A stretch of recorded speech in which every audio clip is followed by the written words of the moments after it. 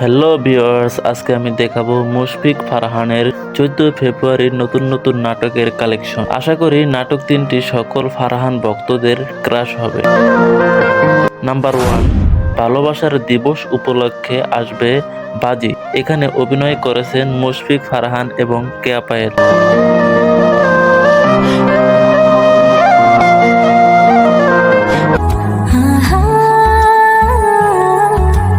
2022 14 ফেব্রুয়ারিতে তারা কাঁপিয়েছেন।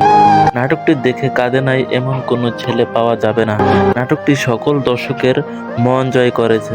ওর সাথে আমার কোনো প্রেমের সম্পর্ক ছিল না।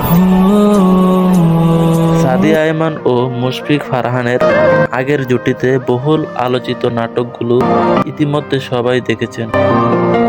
ভালোবাসার আবেগপ্রবণীয় নাটকটি দেখে ছেলে মেয়ে সবাই কেঁদেছেন। নাম্বার 2, নাটকের নাম লাইজু। এই নাটকটি ভালোবাসার দিবস উপলক্ষে প্রকাশিত হয়। মুশফিক ফারহান ও সাদিয়া আয়মান। নাম্বার 3, মুশফিক ফারহান এবং নতুন নায়িকা, নামটি জানা নাই। নাটকের নাম লাস্ট ইন লাভ।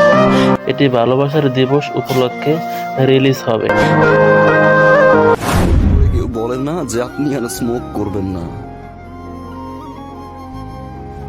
আগে দেখেছি নতুন নায়িকাদের নাটকগুলো হিট হয়, যেমন আর যে নাটকটি অনেক হিট হয়েছিল, তখন নায়িকাও ছিল নতুন, সকল ভিউয়ারদের জন্য মন জয় করেছে।